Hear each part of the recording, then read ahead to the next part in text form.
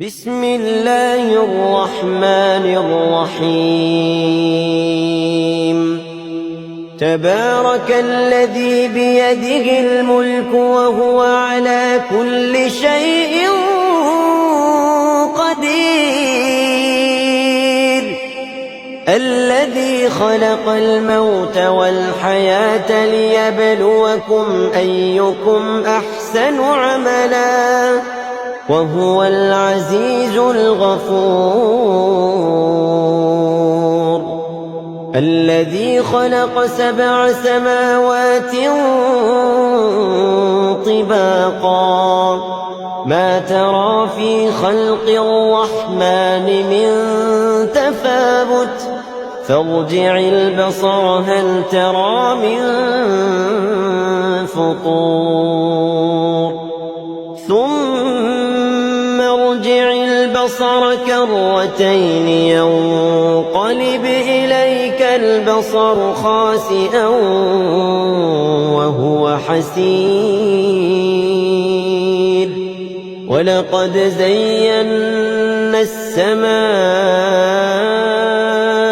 الدنيا بمصابيح وجعلناها رجوما للشياطين وأعتدنا لهم عذاب السعير وللذين كفروا بربهم عذاب جهنم وبئس المصير إذا ألقوا فيها سمعوا لها شهيقا وهي تفور تكاد تميز من الغيظ كلما ألقي فيها فوج سألهم خزنتها ألم يأتكم نذير قالوا بلى قد جاءنا نذير فكذبنا وقلنا ما نزل الله من شيء إن أنتم إلا في ضلال كبير وقالوا لو كنا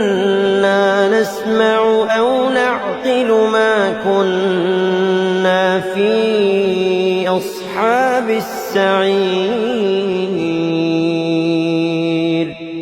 فاعترفوا بذنبهم فسحقا لأصحاب السعير إن الذين يخشون ربهم بالغيب لهم مغفرة وأجر كبير وأسروا قولكم أو اجهروا به إنه عليم بذات الصدور ألا يعلم من خلق وهو اللطيف الخبير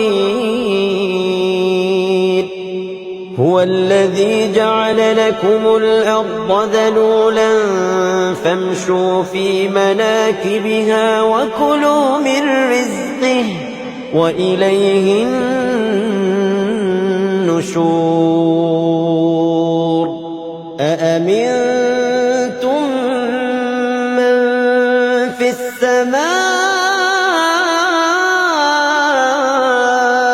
أن يخسف بكم الأرض فإذا هي تمور أم أمنتم من في السماء أن يرسل عليكم حاصبا فستعلمون كيف نذير ولقد كذب الذين من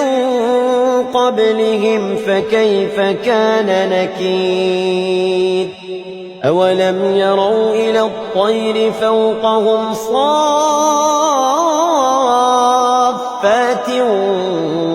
ويقبضن ما يمسكهن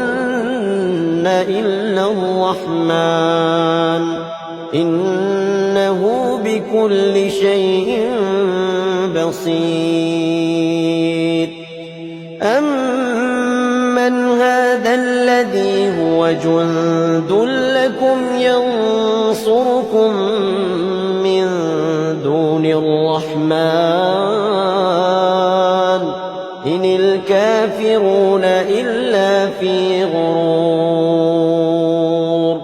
أمن هذا الذي يرزقكم إن أمسك رزقه بل لجوا في عتو ونفور أفمن يمشي مكبا على وجهه أهدى أمن يمشي سويا على صراط مستقيم قل هو الذي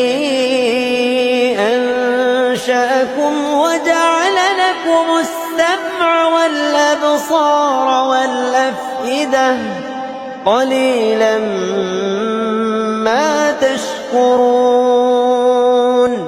قل هو الذي ذرأكم في الأرض وإليه تحشرون ويقولون متى هذا الوعد إن كنتم صادقين قل إنما العلم عند الله قل إنما العلم عند الله وإنما أنا نذير مبين فلما رأوه زلفة سيئت وجوه الذين كفروا وقيل هذا الذي كنتم به تدعون قل أرأيتم إن أهلكني الله ومن معي أو رحمنا فمن يجير الكافرين من عذاب أليم قل هو الرحمن آمنا به وعليه توكلنا فستعلمون من هو في ضلال مبين قل أرأيتم إن أصبح ماؤكم غورا فمن يأتيكم